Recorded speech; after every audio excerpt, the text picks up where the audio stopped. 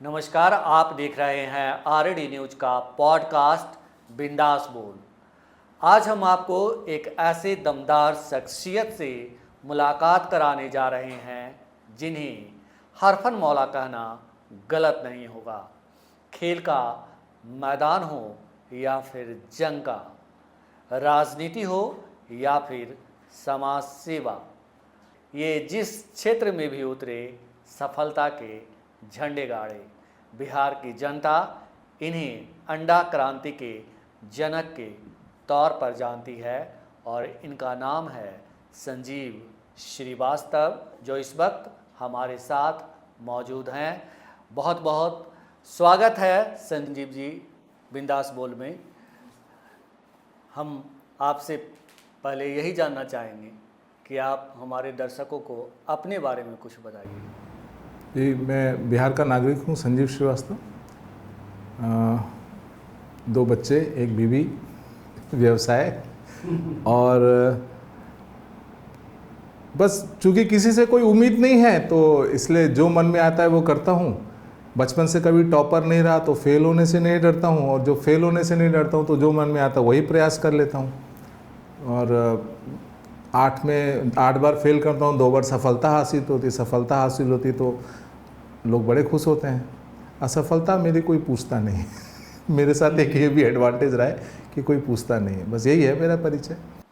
लेकिन मैं जिस संजीव श्रीवास्तव को जानता हूँ वो बहुत कुछ हैं, और आगे हम बातचीत में उस संजीव श्रीवास्तव से दर्शकों का परिचय कराएंगे। लेकिन उससे पहले हम ये आपसे जानना चाहते हैं कि अभी अभी देश एक युद्ध से उभरा है और इस युद्ध को लेकर पूरे देश में तरह तरह की चर्चाएं हैं, इसकी समीक्षा की जा रही है। आप एक आम नागरिक होने के नाते और एक सोशल ऑडिटर होने के नाते कैसे इसकी समीक्षा करते हैं? देखिए भैया, 2 चीज़ें हैं।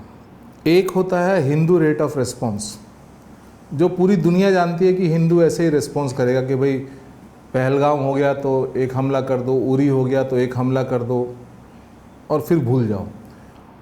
और एक वो जो कहावत है ना, रसरी आवत जात है सिल पर पड़त निशान। आप इस युद्ध को कैसे देखते हैं, पहले तो डिफाइन कीजिए कि युद्ध है क्या और इससे फ़ायदे नुकसान क्या हुआ। अगर मैं फ़ायदे की बात करूं, हिंदुस्तान को इकोनॉमिकली इससे बहुत फ़ायदा हुआ। इकोनॉमिकली पहली बार एक युद्ध लड़ा गया जिसमें हिंदुस्तान को इकोनॉमिकली बहुत बहुत बहुत फ़ायदा हुआ। बिहार को नहीं हुआ, बिहार को होगा भी नहीं। ये मैं पिछले 4 साल से, अगर आप मेरा फेसबुक पेज उठा के देखेंगे, मैं पिछले 4 साल से ये चीज़ लिख रहा था कि युद्ध होगा और युद्ध के सब पूरे हिंदुस्तान को फ़ायदा होगा, हमको फ़ायदा नहीं होगा। इकोनॉमिकली हमको बहुत फ़ायदा हुआ, हिंदुस्तान को बहुत फ़ायदा होना है, होगा। बट अब यहाँ से जो सेकेंड एनालिसिस है जो प्रॉपरली युद्ध का है, तो वो एक होता है कि हिंदू रेट ऑफ रिस्पॉन्स, कि आपने उरी में हमला किया, हमने 10 मार दिए, आपने ये किया, हमने, माने युद्ध हमारी क्या बोलते हैं, सतत प्रक्रिया नहीं रही है। मगर आप जिससे लड़ रहे हैं वो है ग्लोबल इस्लामिक टेररिज्म, वो है खिलाफत की लड़ाई। आप इसको हिंदुस्तान पाकिस्तान की लड़ाई समझ के अगर चल रहे हैं तो दुनिया में ये गलती पूरा हिंदुस्तान कर रहा है कि इसको हिंदुस्तान पाकिस्तान की लड़ाई लड़ रहा है। ये हिंदुस्तान पाकिस्तान की लड़ाई नहीं है, ये एक खिलाफत की लड़ाई है। मुसलमान धर्म ये मानता है कि पहला खलीफा अरब होगा, दूसरा खलीफा तुर्क होगा और तीसरा खलीफा खुरासान होगा। Khorasan is a geographical area Afghanistan Pakistan के बॉर्डर पे। मगर बेवकूफ़ हर जगह होते हैं। हमारे यहाँ और बांग्लादेश के बेवकूफ़ ये मानते हैं कि वो भी सब खुरासानी हैं। सब नहीं मानते हैं मगर एक बड़ा हिस्सा मानता है। मैं बड़ा हिस्सा बोल रहा हूँ, छोटा हिस्सा नहीं बोल रहा हूँ। तो खिलाफत का जो ये शौक़ है, ये सबके मन में कहीं ना कहीं दबा हुआ है और इनको लगता है कि इनको खिलाफत मिलेगी। ये युद्ध उस युद्ध का हिस्सा है, नहीं तो तुर्की इतना खुल के पाकिस्तान के साथ में नहीं खड़ा होता। तुर्की एक्चुअल में है क्या, रिफ्यूजियों का देश है। देखिए भैया, जब तक शेर का इतिहास शिकारी लिखेगा ना, तब तक आपको असली इतिहास नहीं पड़ेगा। तुर्की क्या है, तुर्कमेनिस्तान से भगाए हुए लोग जिसको मंगोलों ने मार मार के तुर्कमेनिस्तान बसा दिया, तुर्कमेनिस्तान से भगाया, तुर्की पहुंचा दिया। ये 1400 साल पहले तो इनको खेती करना नहीं आता था।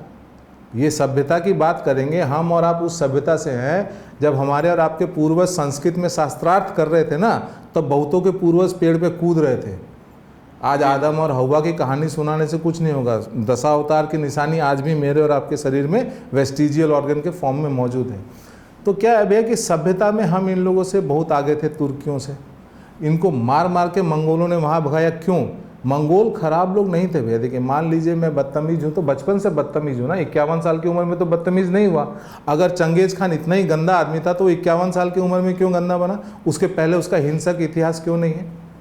उसके बाप को मारा, माँ को मारा, बच्चे मारे, परिवार मारा। उसकी वाइफ को जब आपने किडनैप किया तब उसने मारा। वो किडनैप किया वो कौन था? वो था ओगुज कबीला का समूह, जिसको मंगोलों ने मार मार के पहुंचा दिया बाइजेंटाइन बॉर्डर, जिसको इन्होंने तुर्की बनाया। और उस तुर्की को तोड़ा किसने? आज इतनी नफरत क्यों है? देखिए भाई, ये लड़ाई को समझिएगा ना तो बहुत अंदर जाना पड़ेगा। तुर्की को तोड़ा किसने? हिंदुस्तानी फौज ने, ब्रिटिश इंडियन आर्मी ने। वो जो तीन मूर्ति चौक है दिल्ली में, जिसका अब पूरा असली नाम रखा गया तीन मूर्ति हाइफा चौक, कभी समझिएगा कि वो मूर्ति बनी कहाँ थी? वो इंडिया में नहीं बनी थी, वो बनी थी कॉन्स्टेंटिनोपल में। उसको पानी के जहाज से बॉम्बे से फिर इंडिया भेजा गया ताकि इतिहास जिंदा रहे। नहीं तो हमको तो इतिहास कभी नहीं पढ़ाया गया कि 1914 से लेकर 1918 battle of Suez 1914 to battle of Haifa 1918 ओस्मानिया सल्तनत को नेस्तो नाबूद किया था ब्रिटिश इंडियन आर्मी ने। Jodhpur lancers, Mysore lancers, Hyderabad lancer, जो तीन मूर्तियाँ जो बड़ी बड़ी भाले हैं, that those are known as lancers. Lancer बोलते हैं और जो चलाने वाले तो लैंसर्स होते हैं। ये तो कभी हम लोग को नहीं पढ़ाया गया। अब तुर्की आज क्यों पाकिस्तान को सपोर्ट कर रहा है? 1923 में इनकी खिलाफत गई। ट्रीटी ऑफ लुसेन जब साइन हुआ तो वापस से मक्का मदीना जो है वो अरबों को मिला। अरब फिर से बने, वही अरब जिनके पूर्वजों को हो गया सोफिया मस्जिद या चर्च। ये ऐसा नहीं है कि राम मंदिर सिर्फ हिंदुस्तान में है, हर दुनिया के हर कोने में मंदिर और गिरजाघर को कन्वर्ट कराया गया है। तो हो गया सोफिया के सामने काट काट के तुर्कों ने उनको बनाया था, अपने खुद खलीफा घोषित किए थे। खलीफा मतलब देखिए, खलीफा कंसेप्ट वो होता है कि जब पैगंबर साहब के मृत्यु से 3 साल पहले तक मुसलमानों के पास अपनी कोई जगह नहीं थी, तो वो लोग जेरूसलम की तरफ मुंह करके, सारे अब्राहमिक रिलीजन जेरूसलम को मानते हैं, तो जेरूसलम की तरफ मुंह करके नमाज पढ़ते थे। इसलिए आप केरल में जो पहली मस्जिद बनी थी ना, उसमें नमाज बंद क्यों हो गया? क्योंकि उसमें नमाज पढ़ेगा तो मुंह जेरूसलम की तरफ हो जाएगा। फिर उन्होंने मक्का मदीना पे कब्जा किया तो मक्का मदीना की तरफ मुंह करके नमाज होने लगी। तो वो हो गया, जो मक्का मदीना पे कब्जा करेगा वो मुसलमानों का राजा होगा। अब वो मुसलमान किसी भी देश में हो सकते हैं। इसलिए इंडिया में खिलाफत आंदोलन चला, जिसका नतीजा हुआ मोपला नरसंहार, खिलाफत आंदोलन का नरसंहार। तो ये लड़ाई आज के नहीं है। अब क्या हुआ, तुर्कों का ओस्मानिया सल्तनत से पहला खलीफा उमर से लेकर के ओस्मानिया तक मुसलमानों ने सिर्फ ज़मीनें फतह की थी। या तो ज़मीन जीतते थे और आदमी जीतते थे, मतलब कन्वर्ट कराते थे, दोनों ही चीज़ें वो करते थे। ओस्मानिया के गिरने के बाद काफ़ी नुकसान हुआ। उसके बाद उनको एक ही चीज़ हासिल हुई, वो था पाकिस्तान, ज़मीन के मामले में और जन के मामले में। उसमें फिर दूसरा था कश्मीर। कश्मीर को लेके ये जो पूरा उम्मा है उसमें इतनी तड़प क्यों रहती है? क्योंकि कश्मीर को फिर इंडिया ने वापस हासिल किया। इंडिया एकमात्र हिंदू ऐसी संस्कृति है जो पुराने में से बची हुई है। यूनान खत्म, मिस्र खत्म, पारसियों को हम लोगों ने आज तक बचा के रखा है, बीज जीवित है। बट ये पारसी आज जाके ईरान में रिकन्वर्ट नहीं करवा रहे हैं। ईरान में मैसिव रिकन्वर्जन हो रहा है, लोग धर्म बदल रहे हैं, मस्जिदें खाली पड़ गई हैं। मगर चूंकि मौत का डर है इसलिए खुल के कोई नहीं बोल रहा हाँ नमाज पढ़ने नहीं आते, मस्जिदें नाबाद हो रही हैं, ये सब रिपोर्ट्स आती हैं। कोई ये नहीं बोलता कि वापस क्रिश्चियन कन्वर्ट हो रहे हैं, जबकि वापस पारसी धर्म में होना चाहिए था, वो नहीं हो रहा है। हम एकमात्र ऐसे धर्म और संस्कृति है जो आज भी बुत परस्त है, जो पैगान रिलीजन्स बोला जाता था। हम अपनी मंदिरों को वापस हासिल कर रहे हैं, हम अपनी ज़मीनों पे क्लेम कर रहे हैं, हम अपनी सभ्यता संस्कृति को क्लेम कर रहे हैं, क्योंकि हम कभी मरे ही नहीं। मिस्र और यूनान मिट गया था, अफ़गानिस्तान से बौद्धों को भी हटा दिया, पाकिस्तान में बौद्ध मठों को नुकसान हुआ, हिंदुओं को नुकसान हुआ, सिंध में हिंदुओं को नुकसान हुआ। बट आप जैसे ही हिंदुस्तान की बाउंड्री में दाखिल करते हैं, हमने आपको 10 साल चैन से नहीं रहने दिया। आपकी मुग़ल को हमने मारा। देखिए, मुसलमानों ने अभी तक 3 सबसे बड़े सरेंडर किए हैं और ये तीनों वर्ल्ड हिस्ट्री के बिगेस्ट सरेंडर्स हैं। 93,000 सोल्जर्स पाकिस्तान आर्मी, मुस्लिम आर्मी थी, किसने? Indian army. 36,000 battle of Dewair, Maharana Pratap के अमर सिंह के सामने मुगलों ने, और 33,000 तुर्कों ने। तो ये सारी चीज़ें उनके याददाश्त में जिंदा है और उन्होंने जिंदा रखा है। तुर्कों ने, आप नहीं विश्वास कीजिएगा भैया, उनका जो अर्दोगान का पॉलिटिकल पार्टी का एक जो इंटेलेक्चुअल विंग है ना, उसका प्रदेश राष्ट्राध्यक्ष का नाम है बोजदाग, महमद बोजदाग। इस महमद बोजदाग को अर्दोगान ने इतने पैसे दिए हैं, उसने इतने सॉफ्टवेयर बनाए हैं टीवी के, इतने हिंसक सॉफ्टवेयर बनाए जिसको नेटफ्लिक्स ने बैन कर दिया, इंडिया ने नहीं किया। उसका काम है एक मैसेज प्रोपागेट करना कि हम खलीफा थे, हम खलीफा रहेंगे, ठीक है। और उन्होंने तुर्कों के इतिहास को ग्लोरीफाई करके पूरे इंडिया, पूरा दुनिया में मुसलमानों को माइंड ब्रेन वॉश करने का प्रयास किया है, याद दिलाया कि तुम कौन थे। उसका नतीजा है आज जो आप देख रहे हैं ये तुर्की और पाकिस्तान का। आपने कहा कि जो इंडिया को, अब आते हैं ऑपरेशन सिंदूर पे। जी, मैंने बैकग्राउंड दिया ना, अब यहाँ पे 2 डिवीज़न हैं जिसकी क्लैरिटी अभी नहीं समझ में आ रही है। या तो operation Sindoor Hindu rate of response है कि एक हमला हुआ आपने एक कर दिया, एक हमला हुआ एक ये कर दिया, या ये रसरी आवत जात है सिल पर पड़त निशान जो मुसलमान करता है उसका जवाब प्रॉपर है। देखिए, पाकिस्तान को इम्प्लोड करना होगा, वो उसको आप एक्सप्लोड नहीं कर सकते, बाहर से उसको नहीं तोड़ सकते, उसको आपको अंदर से तोड़ना होगा। जिस दिन पाकिस्तान 4 हिस्सों में बटा, आप विश्वास कीजिए कम से कम पूरा समय के लिए नहीं मगर 20-25 साल के लिए विश्व में शांति आएगी। तो मैं अब यहाँ पे ये नहीं समझ पा रहा हूँ कि मोदी जी ने 3 दिन में अपनी क्षमता तो दिखा दी, मारक क्षमता दिखा दी, and wonderful display of arms. Channels, national channels ने जो योगदान दिया है भैया, मैं आपको क्लियरली बताता हूँ, ये जितने चैनल्स हैं जिसको राष्ट्रवादी चैनल बोलते हैं, उन्होंने खूब बढ़िया डिस्प्ले किया है, दिन रात 24 घंटा दिखाया, ऐसे मारा वैसे मारा। 4 आर्मी ऑफिसर्स खड़े, वो अपने हथियार की बड़ाई कर रहा है, बता रहा है कि चाइनीज़ कैसे फेल हुआ, हम कैसे सफल हुए। ये तो उन्होंने कर दिया, मगर इसके बाद का कोर्स ऑफ एक्शन डिफाइन करेगा, जून जुलाई महीना ये डिफाइन करेगा कि मोदी जी वो हिंदू रेट ऑफ रिस्पॉन्स में अभी भी विश्वास कर रहे हैं या कुछ फाइनल करने वाले हैं। क्योंकि अगर आपने फाइनल डिसीजन नहीं लिया तो आपके लिए बहुत हानिकारक होगा, यह आपके लिए बहुत हानिकारक होगा। तो अगर मान लीजिए जून जुलाई में कुछ लड़ाई बढ़ती है, जैसे पूरा वर्ल्ड ओपिनियन अपने फेवर में लेना है, जो कल से सांसद निकल रहे हैं, अगर ये सब अगले युद्ध की तैयारी है और जिस तरीके से तालिबान और केपीके और बलूचिस्तान चढ़ रहा है, अगर वो सफल हो गया तब तो मैं ये मानूंगा कि ये मोदी जी की स्ट्रैटेजी थी। अदरवाइज अगर ये युद्ध विराम नहीं होकर के युद्ध यहाँ बंद हुआ है तो ये वही typical Hindu rate of response है कि आपको एक मारेगा, आपने 10-20 लपड़ लगा दिया, आप तो घर बैठ के अपने काम धंधे में लग गए, वो फिर युद्ध की तैयारी कर रहा है, वो फिर आपको नुकसान पहुंचाने की तैयारी कर रहा है। तो ये तो अभी बोल नहीं सकते, मगर हाँ, मुझे पता नहीं क्यों जो हरकतें हो रही हैं, जिस तरह से मीटिंग्स हो रही हैं और जिस तरह से इंटरनल सिक्योरिटी पे होम मिनिस्टर काम कर रहे हैं, मुझे ये लगता है कि ये इस बार कुछ फाइनल होने का है। जी जी जी जी। हाँ, आपने कहा कि जो इंडिया को आर्थिक फ़ायदा हुआ बिहार छोड़कर, तो वो कैसे, ये दर्शक समझ। देखिए भैया, आपको मैं एक, देखिए मैं जो भी बोलूँगा ना वो सरकारी कागज़ से ही बोलूँगा। हिंदुस्तान ने, मुझे 1 मिनट टाइम दीजिए, मैं आपको डेटा निकाल के देता हूँ। हिंदुस्तान में अगर हम हथियारों की बात करें तो लगभग इनका लक्ष्य है 1.5 ट्रिलियन प्रोडक्शन का, ठीक है। प्रोडक्शन का जो टारगेट है वो है 1.5 ट्रिलियन, और अभी तक इन लोगों ने जो, 1 सेकंड में आपको खाली डेटा दे देता हूँ, क्योंकि क्या होगा ना कि भैया कोई बात कीजिए तो ऐसा जो लोग वेरीफाई कर सकें, जो लोग समझ सकें, ठीक है ना।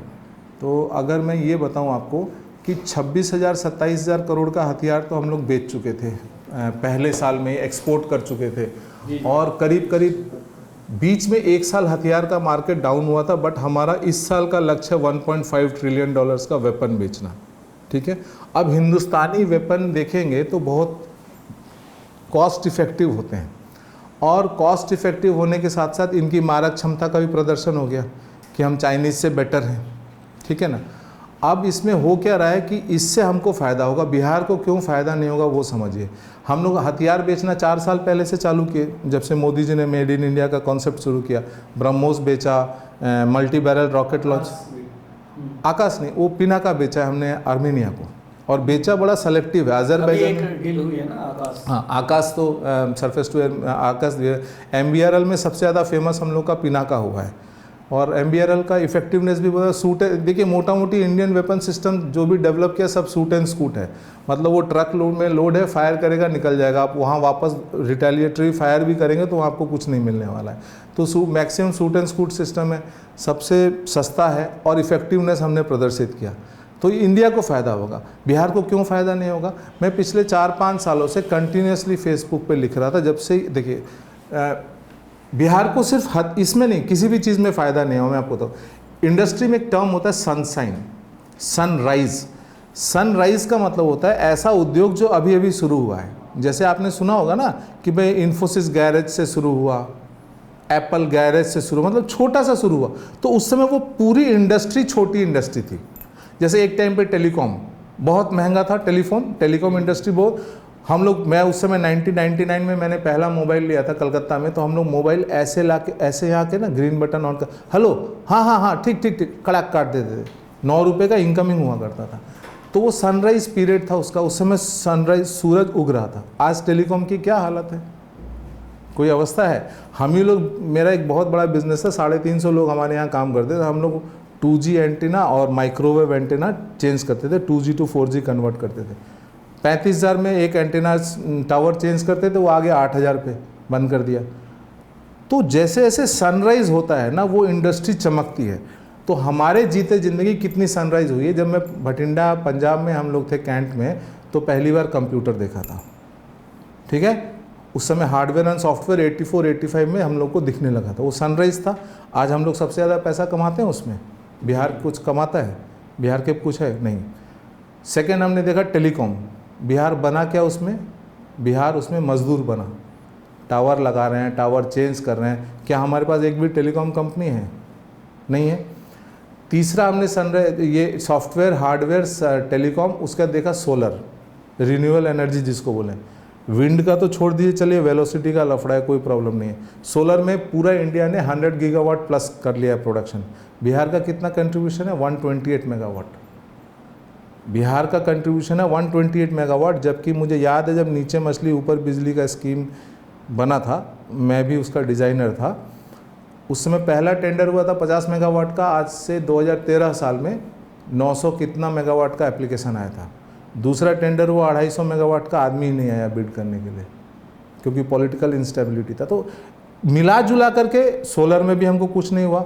अब तीसरा आता है हम लोग, पांचवा आते हैं आर्मामेंट इंडस्ट्री, और छठवा आते हैं बायोप्लास्टिक्स। ये दोनों अब उगना शुरू हुआ 4 साल से। आप मुझे एक अटेम्प्ट बताइए जहां बिहार की सरकार ने DRDO से बात की हो या किसी इंडस्ट्री से बात की हो कि आप हमारे यहाँ आइए, हमारे यहाँ आपको बहुत सस्ता मैन पावर मिलेगा, हम आपको बिजली देंगे, हम आपको जगह देंगे, आप यहाँ के हथियार का इंडस्ट्री का नहीं। योगी जी का पिक्चर देखें हम, ब्रह्मोस के ऊपर ऐसे हाथ रख के, जैसे कोई आदमी है कंधा पे हाथ रख के दोस्त का कंधा में उड़ा, वैसे ब्रह्मोस का फ़ोटो खिंचाते हैं, क्या कि उनके यहाँ है। उनके यहाँ AK-203 का फैक्ट्री है, वो भी ऐसा जगह पे है जिसको कि आप, मतलब जगह का नाम ही हम पहली बार सुने थे, AK-203 ब्रह्मोस। कौन सा फैक्ट्री थे? देखिए महाराष्ट्र, कर्नाटका, उड़ीसा, UP, हथियार का दबा के फैक्ट्री लगाया है। और वो हथियार है ना, वो छोटा भी बिकेगा तो 10 लाख का बिकेगा, वॉल्यूम आएगा, टर्नओवर आएगा। हमारे यहाँ कुछ नहीं है। बिल्कुल।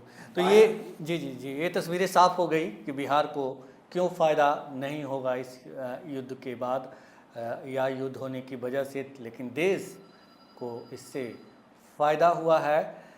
संजीव जी, आपने अपना परिचय दिया, लेकिन आप आर्मी से हैं? ये नहीं, मैं आर्मी से नहीं हूँ। जी जी जी आर्मी से नहीं हूँ। देखिए चांदीपुर जो हाँ सेंटर है, वहाँ जो मंदिर में अभी पूजा हुई युद्ध के बाद, देखिए तो आर्मी इससे से आपका क्या कनेक्शन? हाँ मैं बताता हूँ। देखिए आर्मी से होने का मतलब एक्स सर्विसमैन तब होता है जब एक ऑफिसर है वो 10 साल की नौकरी पूरी कर ले, तो जी एक सिपाही 15 साल की नौकरी पूरी कर ले तभी वो एक्स सर्विसमैन का, तब 15 साल का टेन्योर के बाद एक्स सर्विसमैन होता है ना, ऐसा होता है। तो अब चांदीपुर से मेरा ये कनेक्शन है कि चांदीपुर में मेरे पिताजी की लास्ट पोस्टिंग थी, तो एक्स सर्विसमैन वाला तो मैंने समझा दिया कि उसके लिए मिनिमम सर्विस पूरा करना होता है। अब चांदीपुर में क्या है कि एक मेरे पिताजी वहाँ पे पोस्टेड थे, तो हम लोग की वहाँ काफ़ी प्रॉपर्टी है, फार्म हाउस है, और नारियल का पेड़ है, गाय कुत्ता सब कुछ है। तो उस गांव में मतलब उड़ीसा एक बहुत ही जगन्नाथ संस्कृति जो है ना बहुत अच्छी, वहाँ पे लोग आपको इंटीग्रेट करते हैं।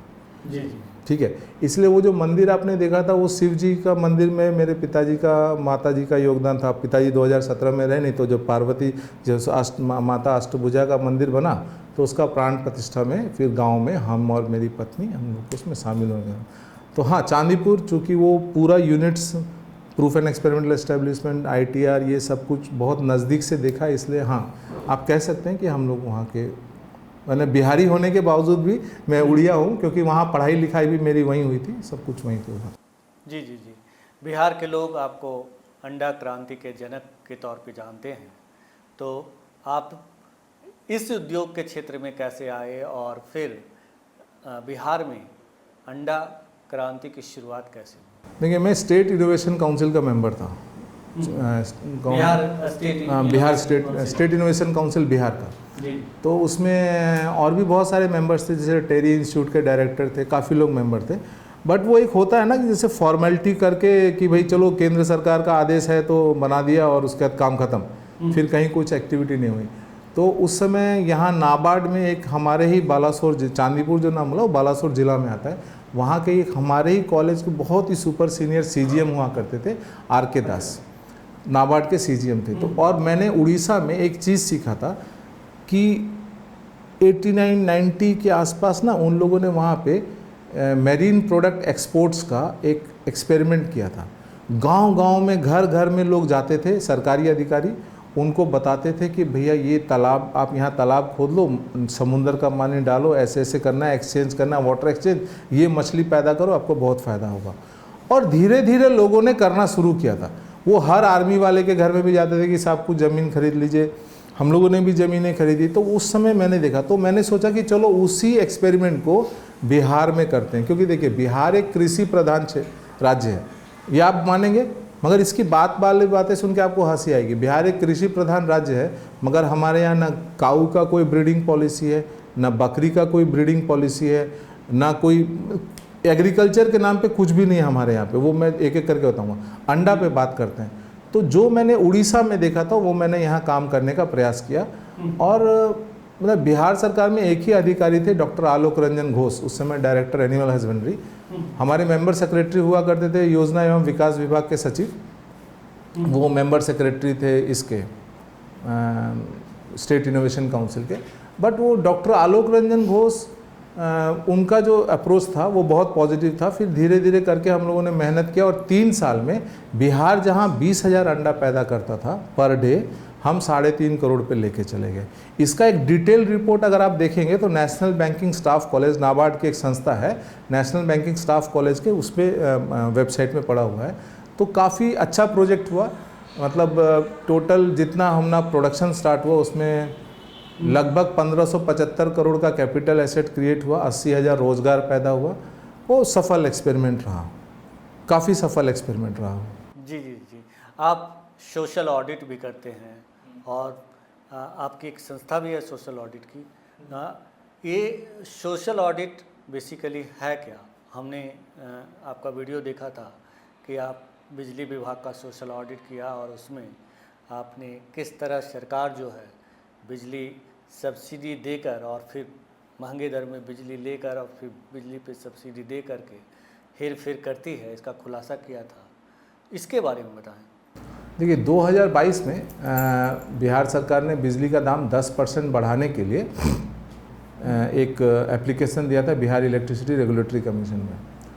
तो उस समय फिर क्या किया ना कि हम लोगों ने सोचा कि हमको कोविड काल चल रहा था, सोशल ऑडिट करना था। पहले तो ये समझिए सोशल ऑडिट और नागरिक रिपोर्ट कार्ड क्या होता है।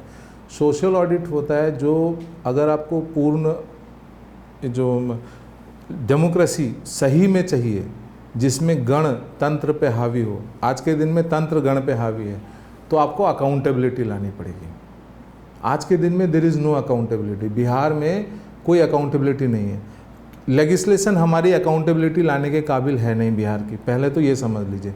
बिहार का ये दुर्भाग्य रहा है भैया। देखिए लोकतंत्र तभी सफल होता है जब कार्यपालिका विधायिका दोनों इक्वल लेवल पे हो। हमारे यहाँ क्या हुआ, जब लालू जी का समय था तो विधायिका कार्यपालिका पर चढ़ी हुई थी। अब मान लीजिए मैं चीफ मिनिस्टर हूँ, मैंने आपसे बोला खैनी बना दो, तो आप और आपका तो पूरा कैडर डिमोरलाइज्ड हो गया, आप तो ख़त्म हो गए। अब उसके बाद मेरा कैडर कुछ भी करे, आप कुछ बोलोगे नहीं, आपको लगे यार बिना मतलब में अपनी नौकरी कौन खतरे में डालने जाए। तो और नीतीश सर के टाइम पे क्या चक्कर है कि नीतीश जी के टाइम पे कि विधायिका कार्यपालिका पे हावी है। अब ऐसे में आप कैसे कंट्रोल करेंगे?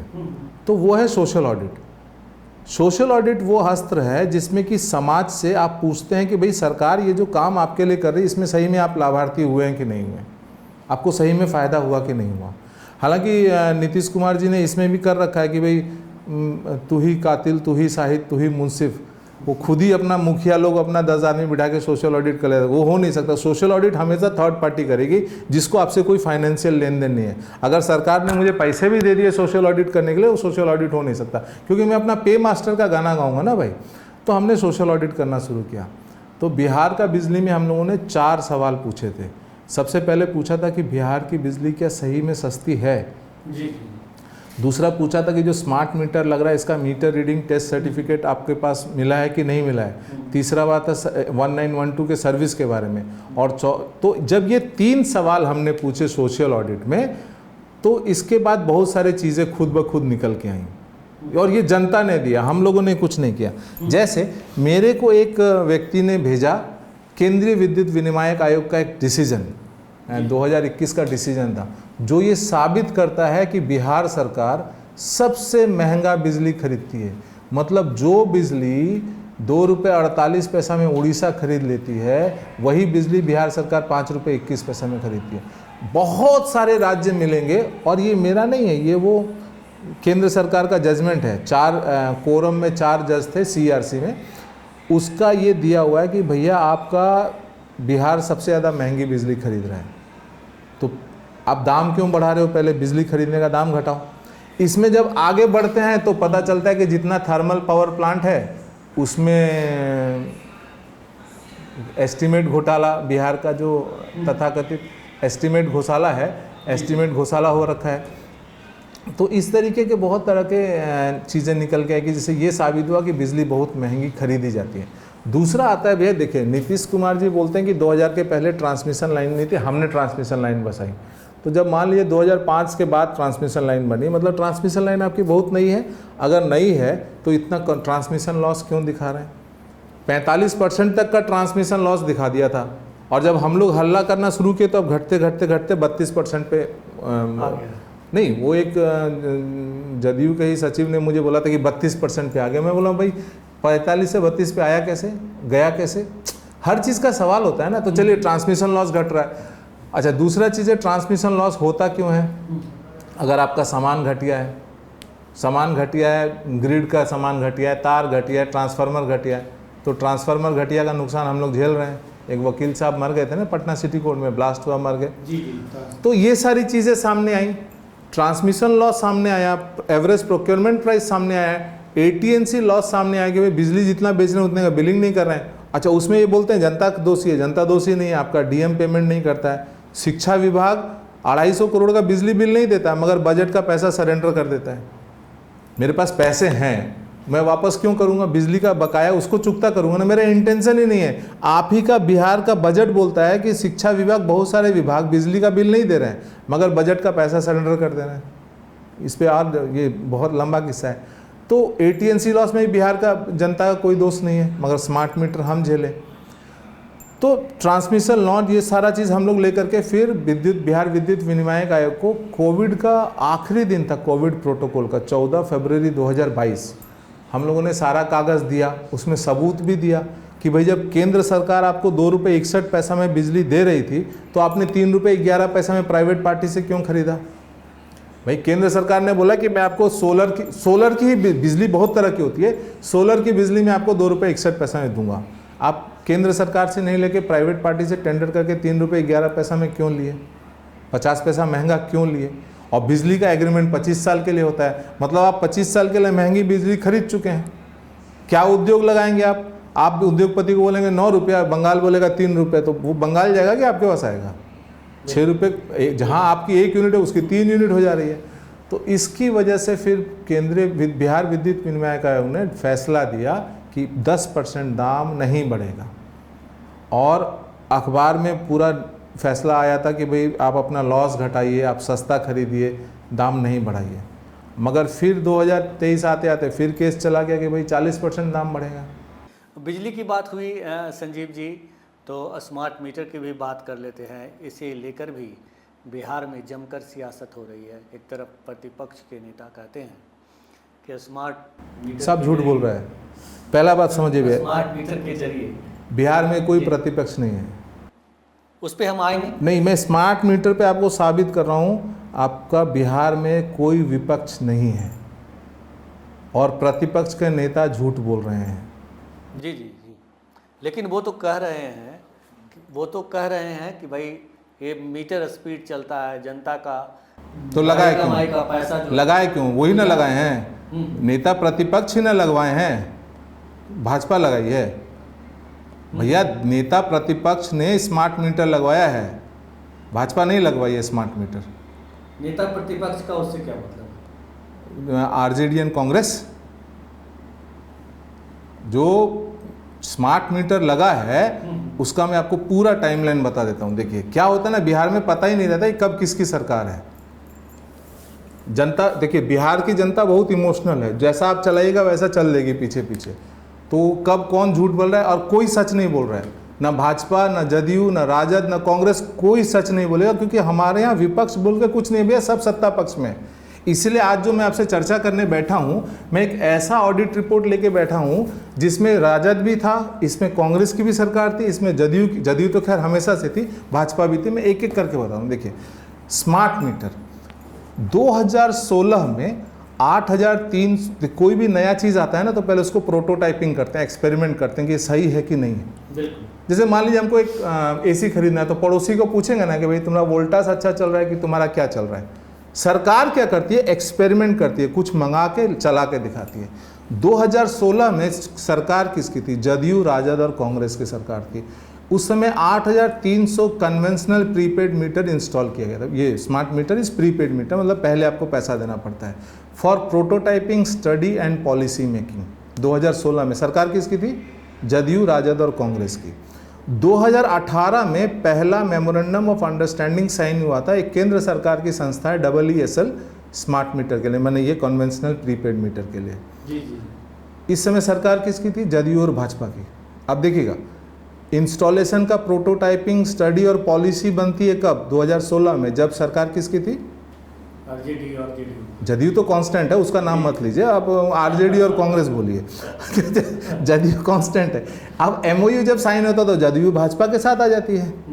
भाजपा क्या करती है? टेंडर नहीं करके केंद्र सरकार को टेंडर दे देती है, EESL को।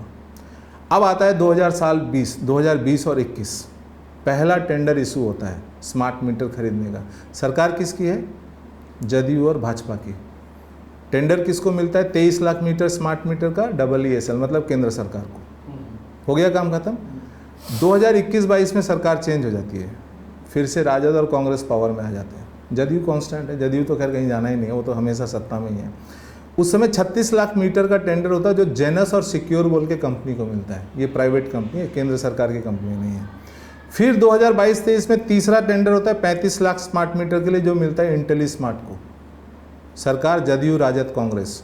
फिर 2022-23 में चौथा टेंडर होता है 78 लाख स्मार्ट मीटर का। सरकार जदयू, राजद और कांग्रेस की। नाम सुनिएगा, सरकार किसकी? कांग्रेस की। टेंडर मिला अडानी को। अडानी मुझे बहुत पसंद है, मैं पर्सनली अडानी का फ़ैन हूँ, देशभक्त कंपनी है। कल भी उसने जो केरला में किया है ना, इस बहुत बड़ा झटका है श्रीलंका को, और वो अपने पैसे से हिंदुस्तान के लिए स्ट्रेटेजिक एसेट खरीदता है। बहुत देशभक्त आदमी मानता हूँ मैं अडानी को, मैं नफरत नहीं करता, मगर उनका नाम क्यों ले रहा हूँ? बड़ी इज्जत से। कांग्रेस से ज़्यादा इज्जत है अडानी की मेरे नज़र में।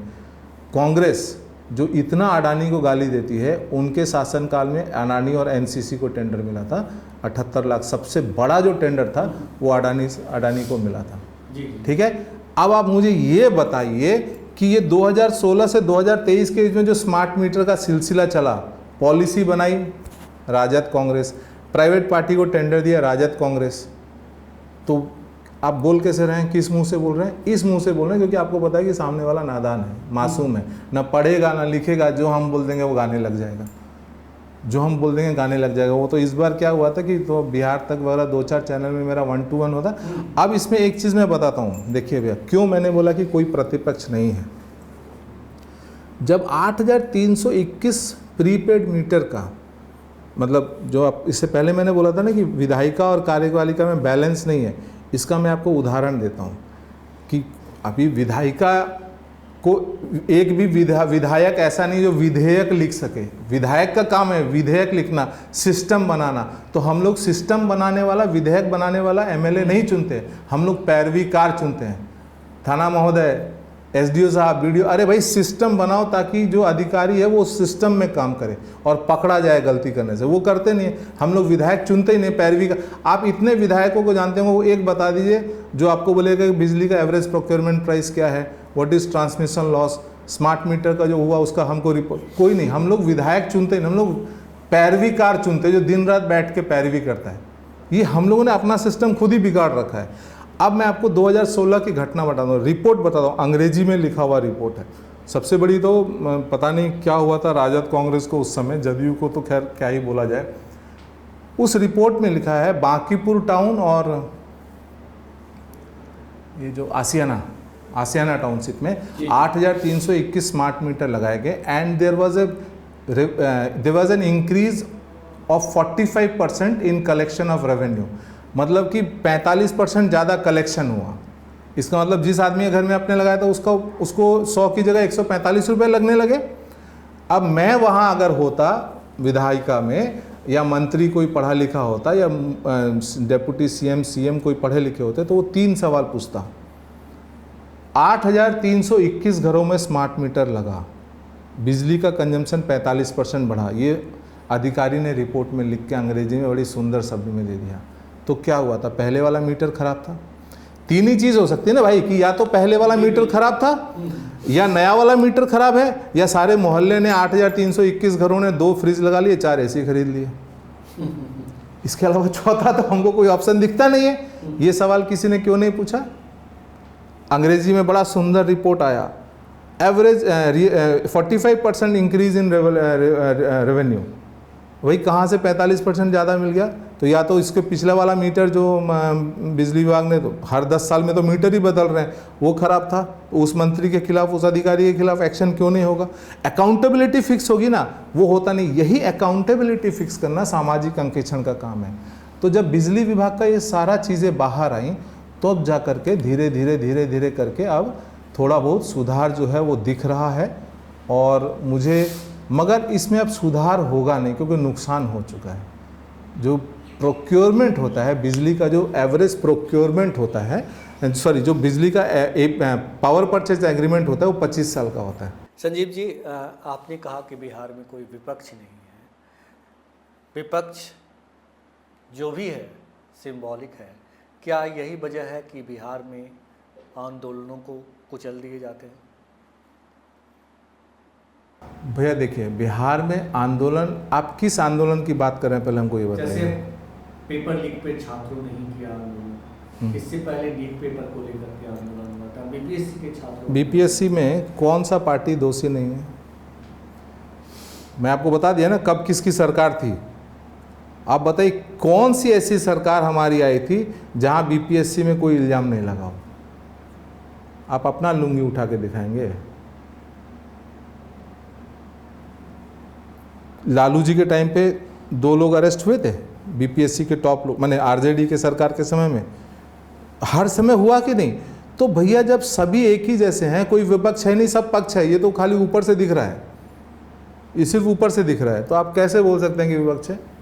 कौन सा आंदोलन ऐसा हुआ जिसमें, मुझे बताइए, जिसमें कि विपक्ष खुल के विपक्ष का काम किया हो? क्योंकि वो जानता है कि भाई मैं करूँगा, मेरा इतिहास भी खुल के सामने आएगा।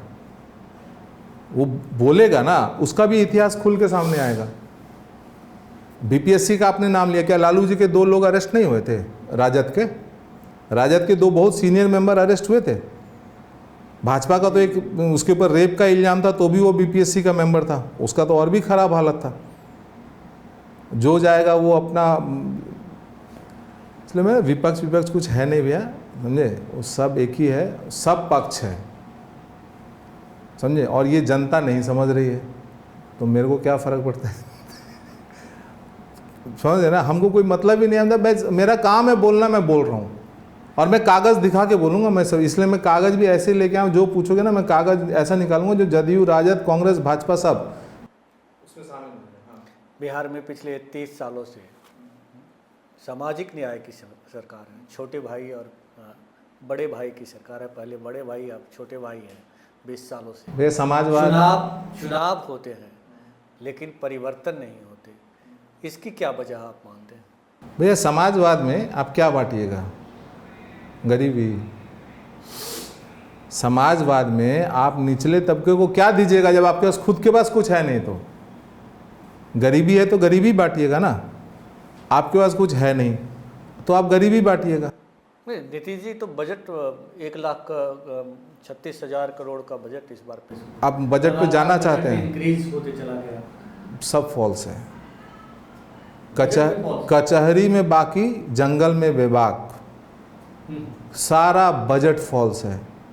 और ये मैं नहीं बोलता हूँ, बिहार सरकार की बजटीय भाषण बोलती है, बिहार सरकार, केंद्र सरकार का CAG का ऑडिट रिपोर्ट बोलता है, सब फॉल्स, सब फॉल्स, इतना झूठा कागज़ में है। देखिए मैं आपके कैमरा पे 2-3 स्कैनर, ये स्कैन कोड है, QR कोड है, इसको स्कैन करके आप कुछ भी निकाल सकते हैं। आपका बजट में जो भी दिया जाता है वो सिर्फ झूठ झूठ के अलावा और कुछ भी नहीं है। आपका बजट में, आप चलिए बजट की बात करते हैं, क्या चीज़ में बात करेंगे? पहले आपने पूछा कि बजट जो है वो कितना करोड़ों करोड़ का बजट है, फॉल्स है। जो करोड़ों करोड़ का बजट है वो पूरी तरीके से फॉल्स है। फॉल्स कैसे है वो मैं आपको बता देता हूँ। ये लोग बजट बना देता है कागज़ में, या तो इनके पास पैसे नहीं है, या तो इनके पास पैसे नहीं है, ये जनता को बुर्बक बनाने के लिए बड़ा बड़ा बजट छपवा लेते हैं। देखिए इस बार सामाजिक अंकेक्षण ने इस बार हम लोगों ने एक प्रेस कॉन्फ्रेंस, हर बार आप देखते होंगे ना, बहुत अखबार में छपता होगा बजट का फ्रंट पेज, टीवी वाले पूरा हिलाए रहते थे। इस बार क्यों नहीं हुआ? क्योंकि बजट से ठीक पहले सामाजिक अंकेक्षण ने प्रेस कॉन्फ्रेंस किया था, जिसमें हमने पिछले 5 साल का ऑडिट रिपोर्ट, बजट होता है प्रोजेक्टेड बैलेंस शीट, और एक होता है खर्चा कितना किया, उसको ऑडिट बोलते हैं, ऑडिट रिपोर्ट, वो डाला था। इस बार कोई कहीं हल्ला हुआ? जब बजट पेश हो रहा था ना, मुख्यमंत्री सदन में नहीं थे, बाद में आए। बजट जस्ट, राजद, आज छोड़िए कल बजट था, सम्राट चौधरी जी ने बजट पेश किया था। देखिए आपको ये एक जो QR कोड बताया उसमें ये एक पन्ना है, ये पन्ना ये कहता है कि जो बजट का मूल प्रावधान था, ये ऑडिट रिपोर्ट है 22-23 का, वो था 2,37,691 करोड़। आप जो लाख की बजट की बात करते हैं, उसके बाद उसमें अनुपूरक डाला गया 63,000 लाख, 63,995.25 लाख का, टोटल हो गया 3,01,686.46 करोड़। खर्चा कितना हुआ ना, 2,35,000, मतलब 66,509 जो मूल प्रावधान था वो भी खर्चा नहीं हुआ इनसे पूरा। तो ये अनुपूरक किस लिए डाले थे? डालने का जरूरत नहीं था। आप बजट बना देते हैं 3 लाख करोड़ का कागज में, और खर्चा आपसे 2 लाख करोड़ नहीं होता है। क्यों नहीं होता है? क्या बिहार बहुत डेवलप्ड राज्य है, हमको पैसे की जरूरत नहीं है, सड़कें चकचका रही नहीं होता है, या फिर जो विभागें हैं, कई विभाग के पैसे जो रिफंड हो जाते हैं। पैसे कितने कहाँ रिफंड होते हैं, आपको, आप सुनिएगा ना तो हंसिएगा।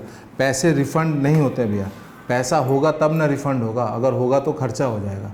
बिहार में एक ही 3 विभाग है जो अपना पैसा पूरा खर्चा करता है। एक है छपास एवं दिखास विभाग, जो प्रेस वालों का जो विभाग होता है, क्या बोलते हैं, पब्लिक रिलेशन, छपास एवं दिखास, वो मंत्रियों का छपास और दिखास की अभिलाषा को पूरी करता है, वो 100% पैसा खर्चा करता है।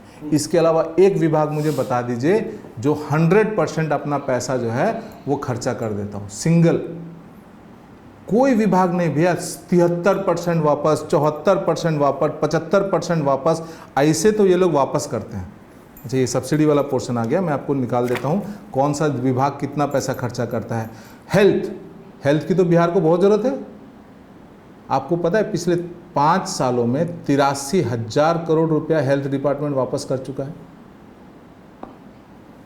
तो क्या 83,000 करोड़ रुपया अगर किसी सरकार के पास होगा और उसके पास हेल्थ का इतना इशू रहेगा तो वो 83,000 करोड़ में जानते हैं बिहार के हर जिला में कोई IGMS और PMCH खड़ा हो जाएगा।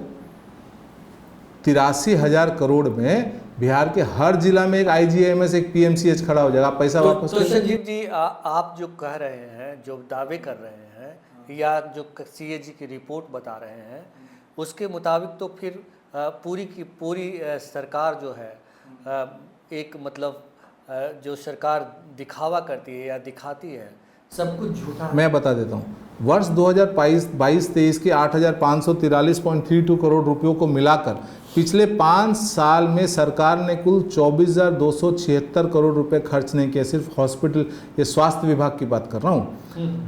इतने रुपए में हर जिला में मेडिकल कॉलेज एंड हॉस्पिटल खुल सकता था, हर जिला में एक आपको हॉस्पिटल बन सकता था। 2,400 करोड़ रुपए बहुत बड़ा फैक्टर है भैया, कोई छोटा मोटा अमाउंट नहीं है 2,400 करोड़ रुपए। जी। तो 2,400 करोड़ रुपए में हर जिला में एक मेडिकल कॉलेज एंड हॉस्पिटल बन सकता था।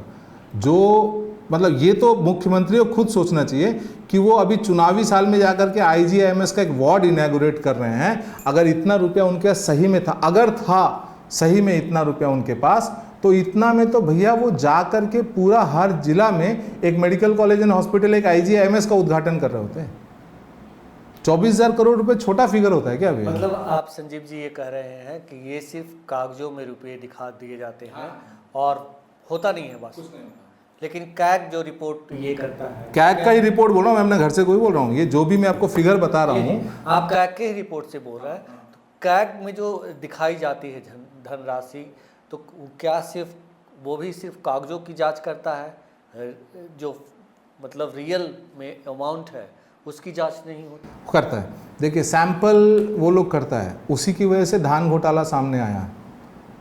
जो धान घोटाला हुआ, ऐसा कोई है कि बिहार में चारा घोटाला है, धान घोटाला भी हुआ है। चारा घोटाला में मोपेड से चारा ढुलाया था, यहाँ पे JCB से, चुनाव वाले सैलून से और छोटा हाथी से सबसे धान ढुलाया। मगर होता क्या है भैया कि डबल इंजन का सरकार डबल इंजन नहीं होता, डबल पर्दा का भी सरकार होता है। अच्छा। और एक मैंने कहा दोहा मैंने लिखा था और एक बहुत बड़े पुलिस अधिकारी ने लिखा था, तो राजा का जान हंस में है और हंस तांत्रिक के हाथ में है। ठीक है, और बिहार में बहुत हंस हैं, अभी तो एक ही अरेस्ट हुआ है। CAG की रिपोर्ट धान घोटाला वाले में क्लियरली लिखा था 17 DM के ऊपर कार्रवाई करने के लिए, और उस समय के डेवलपमेंट कमिश्नर पे हुआ कार्रवाई। CAG ने लिखा है, रिपोर्ट दबा दी गई।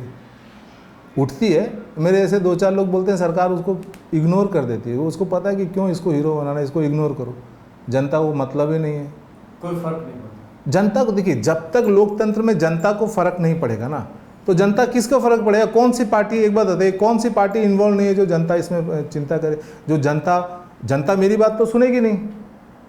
जनता जब सुनेगी नेता की बात सुनेगी, नेता तो सब एक ही साथ हैं, अलग कहाँ है, कौन अलग है?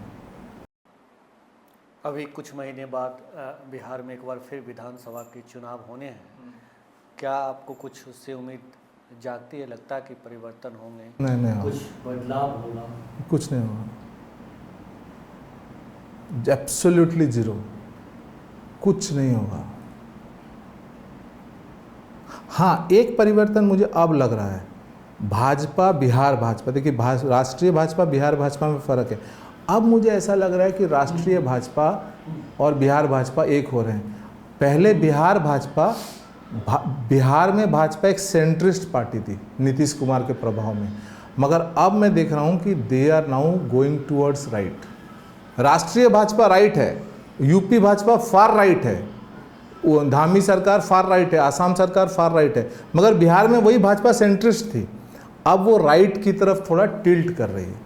यही एक फ़र्क देख रहा हूँ, अदरवाइज और कोई फ़र्क नहीं। वो भी इसलिए देख रहा हूँ क्योंकि जब से ये बांग्लादेश में हिंदुओं को मारा गया ना, तब से आज तक कोई दूसरी सरकार जीती नहीं है। और वर्ल्ड ओवर अगर कोई इलेक्शन हो रहा है तो वहाँ पे राइट विंग ही जीत रही है, ये एक रीज़न हो सकता है। अदरवाइज इसके अलावा और कोई डिफरेंस हमको दिखाई नहीं दे रहा है। तो क्या लग रहा है कि बिहार में भी भाजपा आएगी। जो आए होई है केहू नृप मोहे काही, होना कुछ नहीं है। क्योंकि भैया देखिए, जो सरकार आज गठबंधन नीतीश जी क्यों कर रहे हैं? अधिकारियों के दबाव में। अधिकारी को भी पता है कि आज गठबंधन चला जाएगा तो ये जो ऑडिट रिपोर्ट सामने रखी हुई है ना, इसमें हजारों हजार लाखों हजार करोड़ का घोटाला है। अरे आपको 1,14,000 का तो 1,14,000 करोड़ का तो यूटिलाइजेशन सर्टिफिकेट नहीं है, माने पैसा कहाँ गया वही नहीं पता चल रहा है। जी जी, बिहार सरकार के अधिकारियों के दबाव में आज के समय गठबंधन चल रहा है। 14,826 करोड़ रुपए है जिनका 1,14,826। जी जी, 14,000 नहीं भैया, 14,000 बहुत छोटा फिगर होता है। 1,14,826 1,14,826 करोड़। हाँ, 0.60 है। तो इतने करोड़ रुपए की उपयोगिता प्रमाण पत्र नहीं है। हाँ, तो वो ये वाली सीएजी की जो रिपोर्ट है वो बोलती है, ये उसका ये फिगर वहाँ से मैंने लिया है। 1,14,000 करोड़ का ये QR कोड है, अगर कोई आपका देखना चाहेगा तो इसमें पेज नंबर निकाल देता हूँ। 1,14,000 करोड़ का उपयोग ये नहीं मिल रहा है यूसी बिल्स।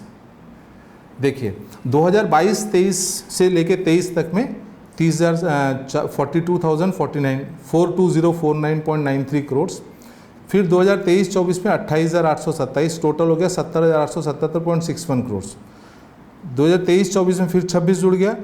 19 से 20 तक में, अच्छा एक बीच में 9 महीने का गैप छोड़ दें तो 26 और 78 में 1,14,000 करोड़ रुपए का सृजन घोटाला कितने का था याद है? 1900 करोड़ का। मगर ये टोटल है 1,14,000 करोड़, पते नहीं गया कहाँ। आखिर संजीव जी, जब पता नहीं है तो क्या सरकार में कोई ऐसा विभाग नहीं है या फिर निगरानी विभाग की ये जिम्मेदारी नहीं बनती है कि इन पैसों का डिटेल सरकार से मांगे? और कोई जोक हो तो सुनाइए, इसमें बहुत हंसी नहीं है, थोड़ा मज़ेदार जोक सुनाइए कीजिए। आप ऐसा हल्का जोक मत सुनाइए, ये तो हम लोग दिन रात सुन रहे हैं। बढ़िया मजाक कीजिए भैया तो हंसी आए। इसमें मजाक, ये मजाक कर रहा हूँ नहीं, ये छोटा मजाक है, थोड़ा बड़ा मजाक करिए, हमको इसमें हंसी नहीं आया। ये बताएं कि मतलब ये तो राज्य के लिए बहुत ही गंभीर मसला है। तो राज्य समझे 1,14,000 भैया, राज्य के लिए गंभीर मसला की चर्चा सुने इसका। 826 करोड़ रुपया का उपयोगिता प्रमाण पत्र नहीं है। छोटा तो मसला पैसा है कहाँ है? ये बहुत छोटा मसला है, आगे बड़े बड़े आप क्या कह रहे हैं कि इससे भी ज्यादा पैसे मतलब गबन होते हैं? भैया पैसे का गबन कोई फैक्टर नहीं है हिंदुस्तान के लिए। व्हाट इज़ 1,14,000 करोड़ अगर इंडिया के प्रपक्ष में देखें तो। बट इसके जो दूसरे रिजल्टेंट इफेक्ट्स हैं वो बहुत ख़राब हैं। अदरवाइज 1,14,000 करोड़ रुपए कोई फिगर होता है? कोई फिगर नहीं है, फिगर नहीं। मगर फिगर है, बिहार के लिए बड़ा फिगर है, कोई वरीड नहीं है। बहुत है भैया, ये 1,14,000 छोटा है, इससे बड़े इसका बहुत ज़्यादा इसमें है, इसमें कोई ऐसा नहीं बचाना, बहुत कुछ है इसमें। 6 घंटा 7 घंटा 10 घंटा बोलिएगा ना, मैं एक एक गिनती देते जाऊँगा।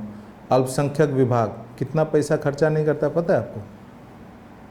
नहीं, खर्च नहीं करना और किसी का गबन करना, हाँ वो हर तरह का मामला है। जो बोलेगा, हमारे शोरूम में हर तरह के सामान उपलब्ध हैं।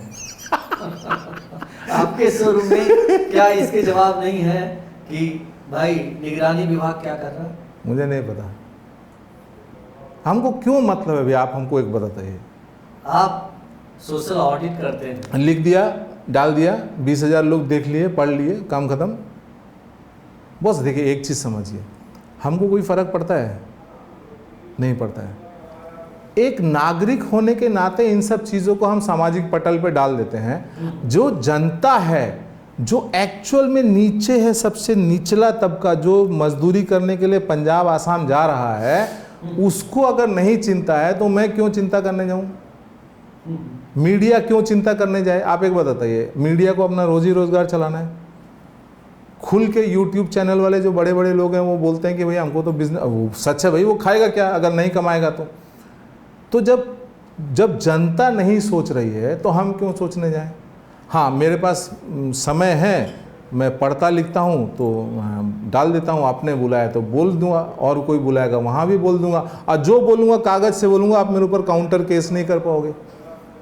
मैं कोई मनीष कश्यप तो हूँ नहीं कि मैं जाकर आप मुझे अरेस्ट करवा लोगे। जो बोलोगे मैं फ़ोन पे बोल दूंगा भैया फलाना पेज नंबर देख लेना, उसमें पढ़ा, वहाँ से मैंने। ये बताएं कि बिहार में 20 सालों से सुशासन की सरकार की सुशासन ये वाला जोक ठीक था। हाँ चलिए इस सवाल को पूछिए। दावे किए जा रहे हैं। हाँ विकास पुरुष नीतीश जी को लोग कहते हैं, खास करके अगर कोई नहीं कहता तो उनके सहयोगी, उनके समर्थक तो कहते ही हैं।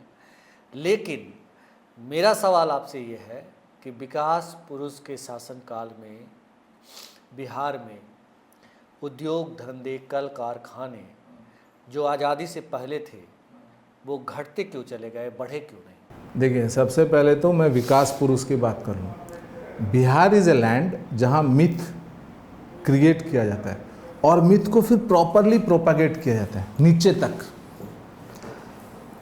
विकास पुरुष की अगर आप बात करते हैं तो आप हमको भैया एक चीज़ समझाइए कि जब राजद की सरकार थी तो जो बड़ी सिंचाई परियोजना है, जिसको कि आप आंकड़े और साक्ष्य के साथ बात कर सकते थे, बड़ी सिंचाई परियोजनाएं थी 12.5 लाख हेक्टेयर ज़मीन पे, ठीक है। 2005 से लेकर 2023 के इसमें 70,000 करोड़ रुपए, आप 1,14,00,000 की बात कर रहे थे, मैं एक पॉइंट पे बता रहा हूँ। 2005 से 2023 के बीच में 70,000 करोड़ रुपए खर्च हुए और 2005 में जो 12.5 लाख हेक्टेयर सिंचित भूमि थी वो घट के 9.5 लाख हेक्टेयर हो गई। ये बजट भाषण से लिया है मैंने, छपा हुआ है बिहार सरकार का। तो आप एक बात बताइए, ये कौन सा विकास है कि 12.5 लाख हेक्टेयर ज़मीन 9.5 लाख हेक्टेयर हो गई, 70,000 करोड़ खर्चे भी हो गए, समझे। दूसरा पॉइंट, APMC एक्ट जो है 2006 में अबॉलिश कर दिया गया। अबॉलिश करते ना भाई, APMC नहीं रहेगा। उसके बाद किसानों को फ़ायदा हुआ कि नुकसान हुआ? उसकी आय बढ़ी या घटी? 0.93% घटी है, बढ़ी नहीं है। ये विकास है, ठीक है। बीज घटिया, बिहार एवरेज से ज़्यादा यूरिया यूज़ करता है, किसका? नेशनल एवरेज से ज़्यादा। और बिहार का किसान लाठी खाता है यूरिया पाने के लिए। नेशनल एवरेज से बहुत शायद 40% या उससे लगभग 40% ज़्यादा हमारा कंजम्पशन है, मतलब आता है जी। और यहाँ पे किसान लाठी खाता है यूरिया के लिए, बीज अच्छा नहीं मिलता है। यूरिया का हज़ारों केस FIR है, नेपाल जा रहा है, बांग्लादेश जा रहा है, डेवलपमेंट हो रहा है, विकास हो रहा है बांग्लादेश का, नेपाल का। बिहार के किसान को लाठियाँ पड़ रही हैं। एक कृषि मंत्री बिहार में आता है राजद का, बहुत पेपर डाला जाता है, रिसर्च होता है, सब कुछ होता है, क्या होता है? रेजिग्नेशन ले लिया जाता है, ठीक है। अब बात करते हैं आप इंडस्ट्री की। आपने जो बोला ना इंडस्ट्री भैया देखिए 2013-14 में 3,420 कुल कारखाने थे और 3,132 उसमें से चालू कारखाने थे। और 2022-23 में 2,782 चालू कारखाने हैं। ये विकास है, नीचे की तरफ का विकास। 3,420, 2,782। मैं नहीं बोल रहा हूँ, बिहार सरकार बोल रही है, ठीक है। और बिहार की जनता कोई फर्क नहीं पड़ता। मतलब इसका मतलब ये हुआ संजीव जी की सरकारें कोई भी हो वो विकास नहीं करती, उसको जो पलायन की जो बात करती है, वो रोजगार की जो बात करती है, वो सब खोखले होते हैं। अब सब खोखले कैसे होते हैं मुझे नहीं पता, झूठे तो हो सकते हैं। देखिए भाई, सुनिए भैया, देखिए सबको पावर में आना है, भाजपा को भी पावर में आना है, राजद को भी पावर में आना है। जो जैसे आ रहा है, जिसको पावर देना है, अगर उसको चिंता नहीं तो फिर हम लोग को क्या फ़र्क पड़ता है? हम लोग को तो कोई फ़र्क पड़ नहीं रहा, किसी की सर हो ही है केहू नृप मोहे काई, हमारे को तो कुछ लेना देना है नहीं। सरकार से आज तक हमको कोविड का इंजेक्शन मिला है फ्री में, उसके अलावा कुछ फ्री में मिला नहीं, कुछ लेना भी नहीं है। तो why should we be so much bothered? इसलिए जो हो रहा है, हमारा काम है सच बोलना, बोल देते हैं। ये हकीकत है कि ये विकास नहीं विनाश है। जब संख्या इंडस्ट्री की घट जाए, नीतीश मिश्रा जी आए तब से थोड़ा बहुत मूवमेंट हो रहा है। मैं आपको एक छोटा सा स्टोरी सुनाता हूँ। गिरिराज सिंह जी और मैं, हम लोग दिल्ली गए थे। मेरे एक मित्र ने दिल्ली में दूध का बहुत बड़ा सेमिनार लगाया था। मानेकशॉ हॉल है एयरपोर्ट के पास, एयरफोर्स स्टेशन के अंदर। तो इंडियन डेयरी एसोसिएशन ने लगाया था। हमारे एक मित्र हैं प्रोफेसर साहब, वो हमसे XLRI में मिलते हैं, XLRI में हम भी जाते थे सेमिनार वगैरह में। तो प्रोफेसर साहब वहाँ मिले, बोले यार तुम अगर बिहार हर ज़िला में 5 लाख लीटर का मिल्क का प्रोसेसिंग प्लांट लगा लेगा तो बहुत फ़ायदा हो जाएगा, और तुम्हारे पास जल भी है, ज़मीन भी है और जोर भी है, मतलब ताकतवर शरीर भी है जो दूध पालन और ये एनिमल हस्बेंड्री कर सकता है। हम लोग गए दिल्ली, एकदम तुरंत फुरंत में 2 दिन के अंदर गिरिराज सिंह जी हम तैयार हुए। गिरिराज दा को हमने फ़ोन किया, वो तैयार हुए, रात को 11 बजे ही जमशेदपुर से बात हो गई। गए, गिरिराज दा ने सेमिनार का उद्घाटन किया और ट्रेड फेयर का उद्घाटन किया। सेमिनार में 32 एप्लीकेशन आए प्राइवेट डेयरी के। ये बात है 2012-13 की। 32 एप्लीकेशन में स्टेट इन्वेस्टमेंट प्रमोशन बोर्ड ने सबको बोल दिया कि सुधा से NOC लेके आओ। देखिए ना करने का तरीका देखिए, 32 एप्लीकेशन यानी 32 अगर दूध का प्लांट, जैसे मैं सिवान गोपालगंज के लिए 5 लाख लीटर दूध का ब्रिटानिया का एक मैन्युफैक्चरर है क्राउन मिल्क, उसका फाइल लेके गया था।